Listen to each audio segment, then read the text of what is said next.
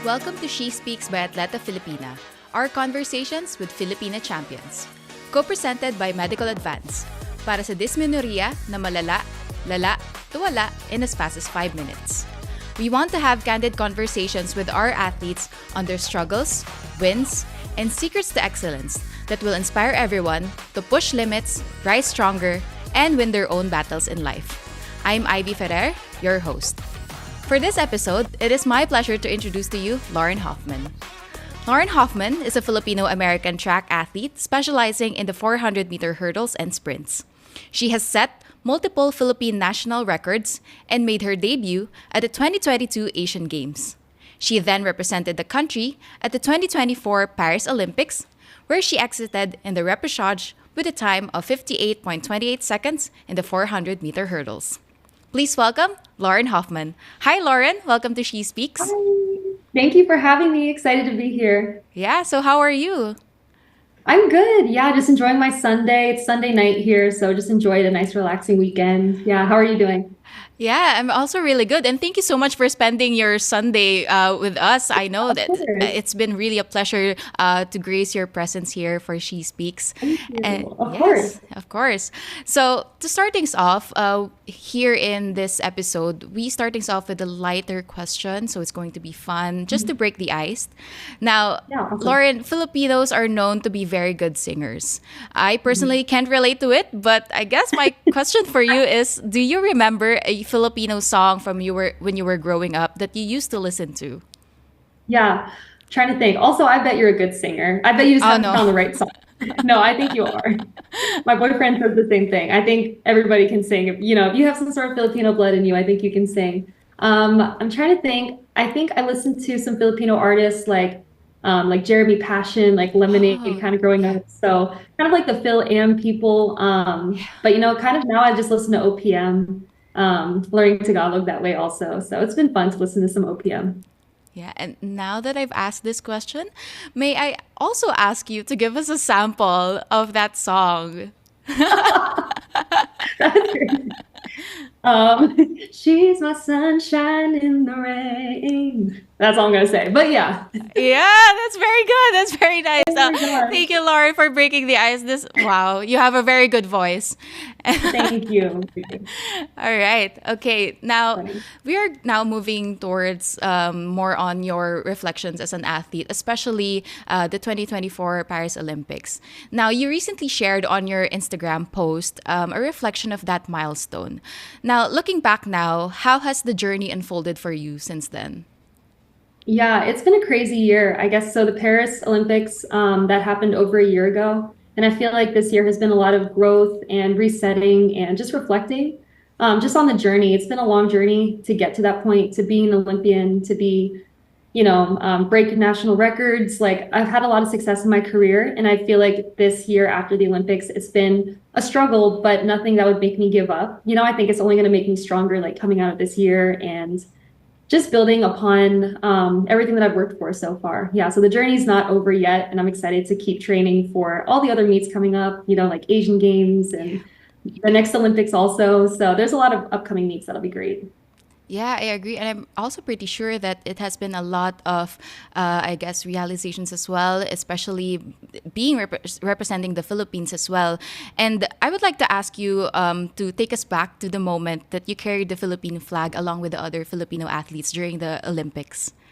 Yeah, oh my gosh, that was such a special moment. I think a moment that I look fondly upon is the opening ceremonies. So that's kind of when I got to meet a lot of the other Filipino athletes for the first time.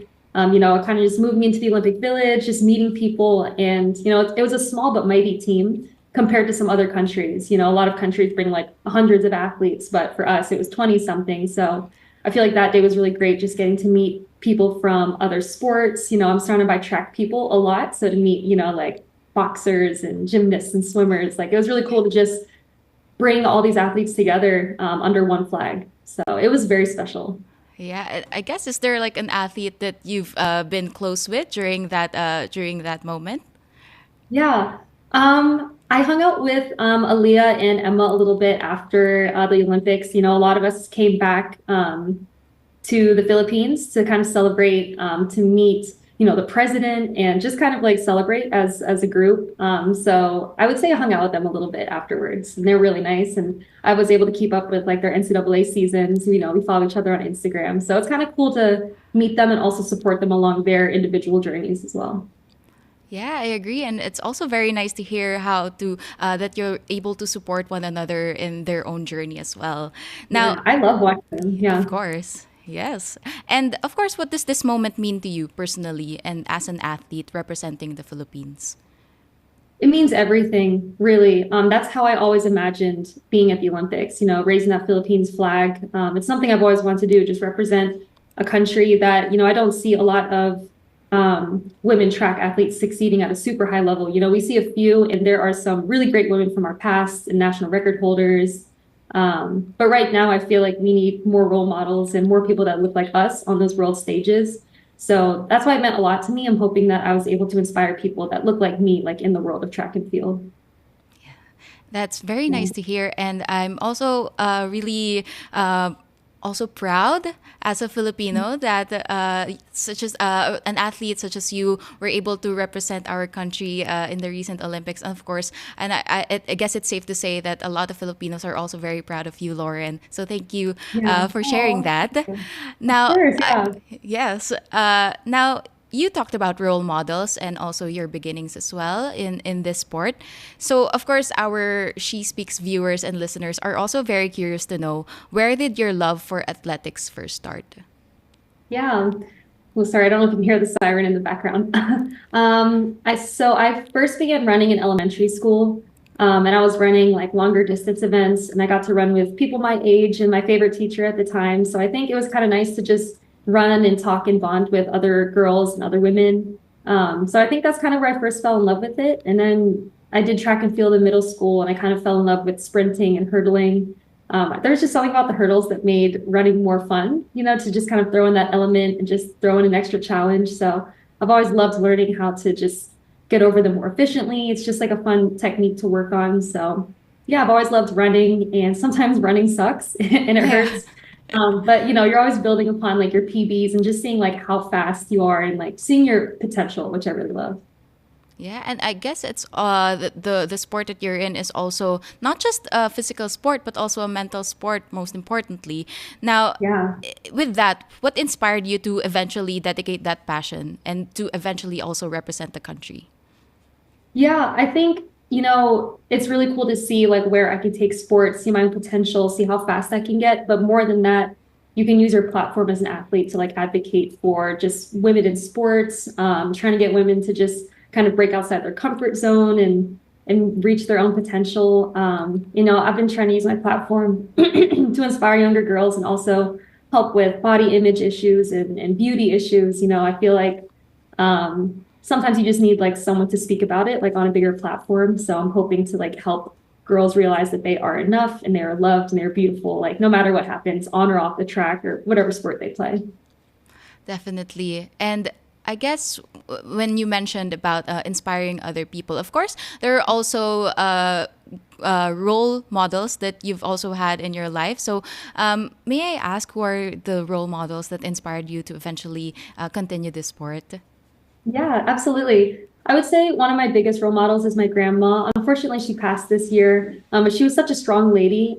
She just did anything that she set her mind to. And, she immigrated to the US and she was a doctor and she raised a family on her own. And I just felt like if she could do that, then I could do anything. So I feel like just in a general sense, she was one of my biggest role models, just such a strong, empowered little Filipino woman. You look at her and she's just tiny and small and she's got the cutest accent, but like she is one of the strongest people I know, and she's accomplished a lot. So outside of track, I would say her, but also in track, I feel like Allison Felix was a big role model of mine growing up. A track athlete, she's a mom, she's advocated for mothers and trying to make sure that Black women are safe and comfortable in pregnancies, and she's advocated for like maternal mortality. So she's just again, she's a great athlete, but she's using her platform for something bigger, which I think is really great. Yeah, and I'm pretty sure that your grandmother is also very, very proud of you, Lauren. And I think so. you also mentioned about using your platform, especially as an athlete and an Olympian as well. And with that, how do you see your platform extending beyond sports to inspire other people, especially young girls? Yeah, absolutely. I feel like a lot of young girls follow me on Instagram, on TikTok, just on all those social media platforms, Facebook.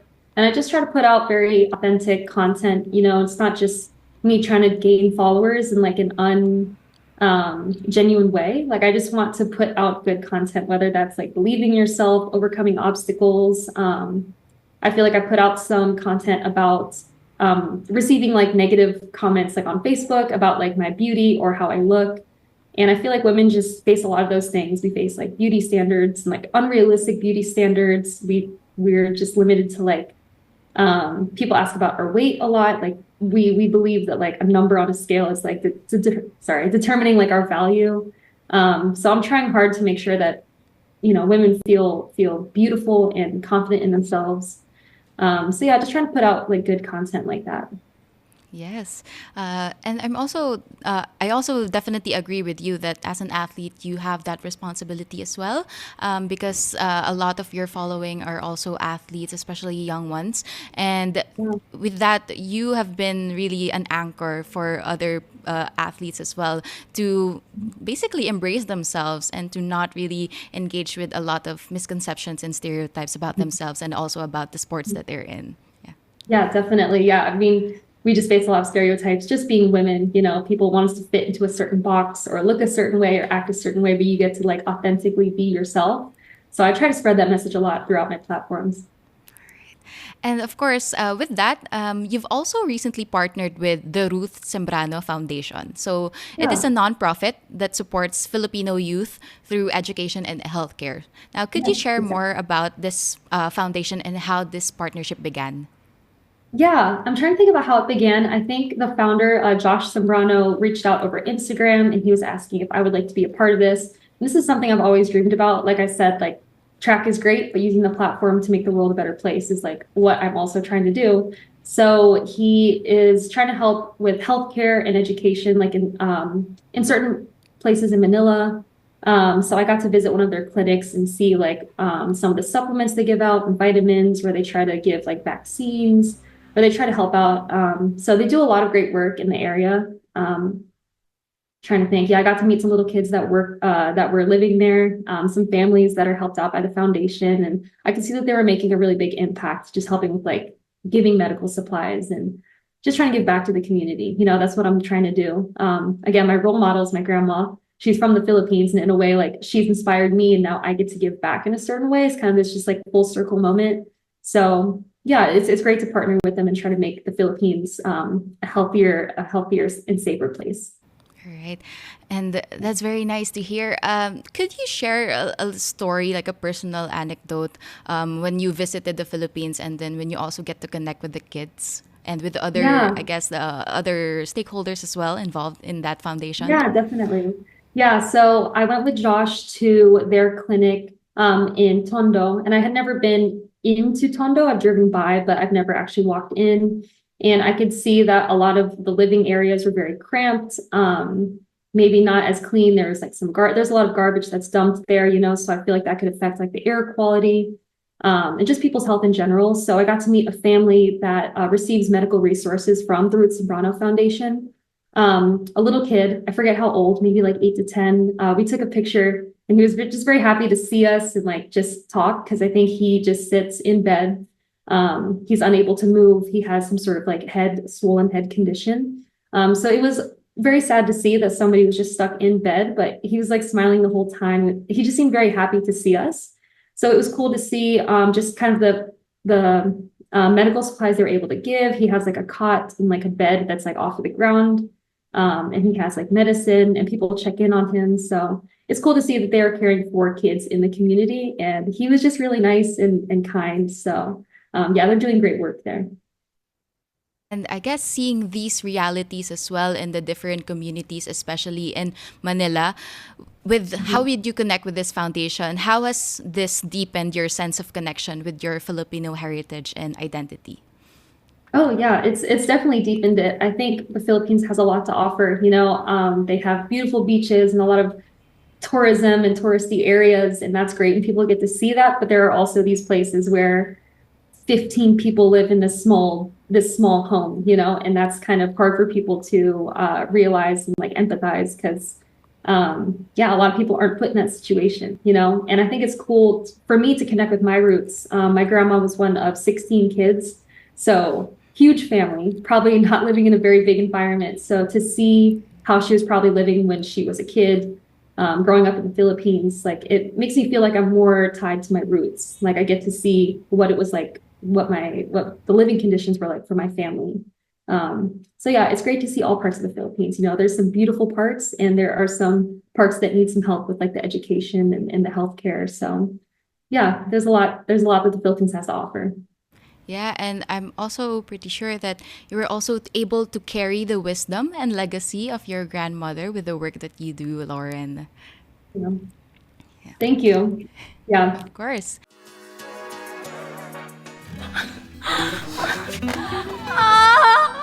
Dysmenorrhea? Ang pain na malala, mawawala with Medical Advance 400. Lala? Wala! Unilab yan. Now, of course, we touched upon this a while ago about the current state of women in sports in general. Now, beyond competing, you've also been, of course, a strong advocate of women in sports. And we've talked about how female athletes still face unique challenges and stereotypes, especially in athletics. I'm pretty sure you also had your fair share of experience with that.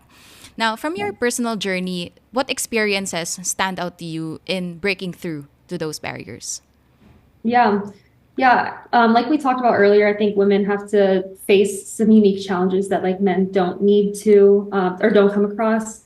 I think, a lot of women, when they're in high school, middle school, they drop out because of like period insecurity. You're going through a lot of changes. You might not want to be in sports because like you are dealing with that other part of your body. So that's like one thing that kind of takes women out of sports. I think women are always trying to be confined to a box. We need to be humble. We need to like carry ourselves very well all the time. Meanwhile, some guys get to kind of be loud and celebrate and kind of express themselves in a different way, while women are almost kind of supposed to just do our job and then just be, like no smiling, no celebrating, no getting to really express yourself. So I feel like, we're trying to overcome those barriers a little bit. And again, I've talked about like weight. When I finished one of my races in the Philippines, all the reporters were asking questions. They all kind of left. And I had one reporter ask how much I weigh. And I thought that was very interesting because that didn't have anything to do with the performance that I had just done. I had ran like a 55.9 or something. I won the national champs. And he feels the need to ask like how much I weigh. And I didn't feel comfortable saying anything because I don't want women and girls in the Philippines to think that they have to weigh what I weigh or just tie a certain importance to a number on the scale. Like it really doesn't mean anything, like your strength levels, your power levels, how you're running, like those things are all way more important than a number on the scale. And, male reporters ask us these questions and then we wonder why women have body dysmorphia and why they fall into eating disorders. And it's because, I don't know if guys are being asked the same question, like at some of these meets. So that's something I've noticed, something I've experienced. So yeah, women just go through a lot. Yeah, it's also very interesting with you mentioned about how there are certain questions that are being asked to female athletes compared to male athletes as well. Do you also experience that when you represented the Philippines? Yeah, I think so. Like I said, someone asked about my weight after the meet, which didn't really make any sense because I didn't, I felt like that didn't have anything to do with my performance. And I had somebody ask me over the phone, and I did ask, I was like, are you asking my male counterparts the same question? Because I truly just wanted to make sure that we were being treated fairly. I remember him chuckling a little bit and being like, he said he would ask him the question. I don't know if he actually was, but just trying to make sure that men and women are being asked the same questions, that it's not just men being curious how much women weigh, and then just putting a number in the articles and I don't want women to look at numbers and feel like they also have to be that number on the scale. So I try to stay away from it, but I also want to have healthy conversations about it. Definitely. And speaking of which, you actually posted a reel or a TikTok on your social media about receiving unwarranted comments about a woman's appearance, about their body, about their image, how much they weigh, what do they look like as an athlete. Could you tell us more about that experience? Yeah, I feel like people just become keyboard warriors on Facebook and on Instagram. They might think that I don't see these things, but I am a human and I scroll on social media and sometimes I see it. And I feel like for a while I was trying to please everybody. And I took those comments to heart when they say I'm not fast enough or I don't look feminine enough or I'm not Filipina enough. And I feel like I took those to heart. And my immediate solution was to just like delete my Facebook. Like I didn't delete it, but I stopped opening the app. I turned off notifications. And I was like, okay, like problem is out of sight, out of mind. But then I started seeing things on Instagram. And I was like, okay, wait, I need to attack the root of the problem, which is like my own insecurity. And I realized that like I am confident in who I am. I am Filipina. I am fast. I'm capable. No matter what anyone says, no matter what I read on Instagram, on Facebook now, I know my truth and I know myself and they don't know me. So now I can kind of look at these comments and just laugh them off because those people don't know who I am, but I know who I am. So now it's not just like out of sight, out of mind. It's like I can see those things and know that they're not true. So it's been a journey of self-confidence for sure. Yeah, I like how you mentioned being it trying to like as you mentioned that you said that rather just being out of sight out of mind and rather than just looking at the visible symptoms, you also looked at the root causes. And with that, how do you think your platform can also encourage other female athletes to sort of dismantle these kinds of unsolicited remarks? Yeah, I think it's good that I put that out there. I think maybe we don't talk about it enough, but like we said, like women just go through all kinds of things that are just very unique to our experience. People are going to say that we're not pretty enough or we're not, or that we look too masculine or that we look too strong. But like, I'm here to just kind of break those barriers and be like, women are fast. Women can have muscle. Women can be strong. So that way, when little girls read that and they might think, oh, I don't fit into a certain beauty standard or body type, like they'll know that like people like them exist out there and that they can love themselves and that they don't have to fit into a certain ideal of what beauty is. You know, they can just be themselves and they're perfect just the way that they are. So that's a message that I try to put out there. And that's very beautiful. Yeah. Now, Lauren, you mentioned a while ago about, of course, your role models being your grandmother and also other female figures in your life. Now, when you were still starting with this sport, was there any specific advice that you sort of take part with and carried with it all throughout your journey as an athlete? Yeah, that's a great question. Well, I've also posted this on Instagram, but I feel like my grandma would always say, just try your best. And I feel like that's just something that just sounds so generic, so simple. It's just like, of course, try your best. But when you try your best, you know that like whatever the outcome is, whatever the time is, like, you know, you've just put your heart out there and you've tried your best, you've done everything you can. And then you learn from it, either win or you lose or you learn, you know. So it's just like one of those things where we can't dwell on bad performances. We also can't just hang on to the good performances, like life goes on.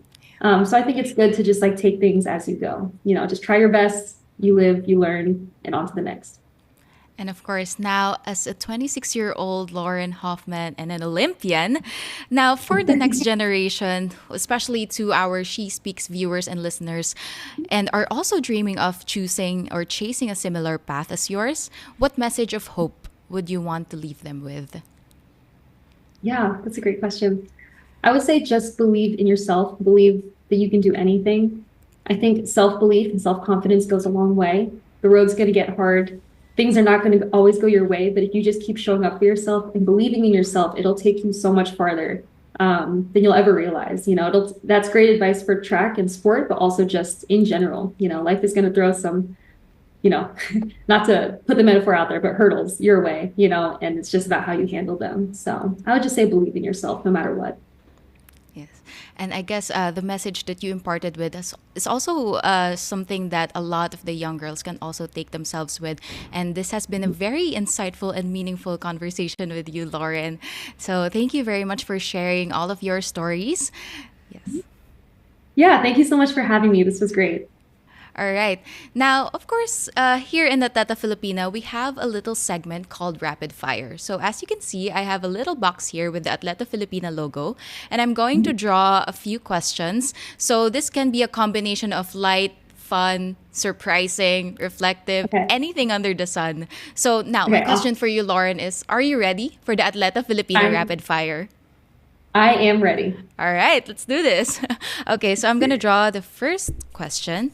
And it says here, what's one thing fans don't know about being a pro athlete? Ooh. Yeah, probably good something like question. an unpopular opinion. Yeah, I'm trying to think. An unpopular opinion. It is not as glamorous as people seem, as people think it is. A lot of pro athletes aren't sponsored by anything. So I'm not technically sponsored by a certain company. So I kind of have to advocate for myself. You're kind of traveling to meets without your coaches. You think you have all that with you, but you don't. So, I'm learning as I go. All right. And now I'm going to draw the second question. Let's see here. Okay. Ooh. Would you rather win a championship or inspire millions of young girls to play sports? Wow. Unloaded Inspire question. millions. Yeah. No, absolutely inspire millions. Absolutely. Titles are cool. Titles are great. I would love to win titles. But I think using my platform to inspire more people is definitely more important in the greater picture. All right. Okay. And I'm going to draw the third question. Okay. Okay. The question here is, what do you tell yourself when you're in a slump or losing streak? That's good. I would say I've done this. I've been in this situation before. Keep going. I've been in slumps before and I've come out of them. So I think it's great to look on other people for inspiration, but I think everybody has come out of a slump before. So you can almost like inspire yourself that way. All right. Maybe a few more questions. Yeah, absolutely. Okay. Okay. Do you ever feel like you have to prove yourself more because you're a female athlete? I think you touched upon this a while ago. Yeah, definitely. I feel like we're held to such a high standard. Obviously, I have high expectations for myself, but I also feel like I have this whole country watching me. So I feel like there's a lot of pressure, but you can still rise to the occasion regardless of the pressure. So I kind of like it. Yeah. And Lauren, I'm very curious, actually, because we talked about a lot of the struggles of female athletes. Were there any also stories about other Filipina athletes that you talked with about their struggles in a different sport? Yeah, I know that some people probably saw Levi posted about her eating disorder, and I haven't talked to her personally about it, but I did see that on social media. And it just makes me really sad that she felt that way, that she thought she had to treat her body that way because of, the images that we see online and our perception of beauty, so I should reach out to her personally. I sent her a quick message, but, eating disorders, body dysmorphia, like it's a real thing. It's a real thing that women experience all the time. I see it in cross country a lot too for women athletes. So yeah, it's sad that we define our beauty by like numbers on the scale or how thin we might look. I just want other people to just feel strong and confident and powerful in their own bodies. Yeah, and it's also very nice to hear that you have this support system within the female athletes as well, that you also get to encourage each other, whether it's a different sport that you're in. Yeah, absolutely. Yeah, we're all here for each other. Of It's a course. good community. Yes. And maybe I'll just draw another question. Yeah, of course. Oh, this is very interesting. If you had the Okay. chance to play with your favorite athlete, who would it be and why? Ooh, that's such a good question. Honestly, the tennis, I feel like I've been seeing a lot of tennis things happen right now. Alex Ayala has been killing it. So I feel like I would probably just like pick up a racket and like just play around with her. I'm probably so bad at tennis, but that would be so fun to do with her. Yeah, well, that is very timely because, of course, with the recent achievement that Alex has done for the country and Yeah. raising the flag, and also, of course, being able to actually inspire other people as well to Yeah. pursue that She's similar amazing. path. Yes. She's incredible. Yeah. So I see her all over my Instagram right now. I saw the comeback and It'd be fun to hit around a tennis ball with her, but I probably would not be very good. Yeah. So Alex, if you're ever listening to She Speaks, so maybe hit us up. Yeah, hit around a ball or something. Okay. Yeah, and maybe I can just draw one last question. Yeah, okay? of course. All right. Okay. If there was a movie about your sports career, who would you cast to play you? That's a great question. I'm trying to think who would look like me. No one looks like me. Honestly, I feel like Zendaya is like the coolest person ever. I watched her tennis movie also, and she's just beautiful and an icon. So if Zendaya would want to play me, that would be pretty cool. Yeah. And I guess that's it for our rapid fire questions. Thank you so much for being so enthusiastic, Lauren. And for that, we are going to wrap up our episode. But before we sort of part ways, is there any message that you would like to share to our listeners and to our viewers of She Speaks? Yeah, I would say thank you guys for the support. If you've been following my journey, it's been a long and difficult journey, but I'm going to keep going. I'm going to see my potential. And I hope that along the way, I can inspire you guys to achieve your greatest potential also. So let's just go on this journey together. Thank you for all the love and support. Thank you, Lauren.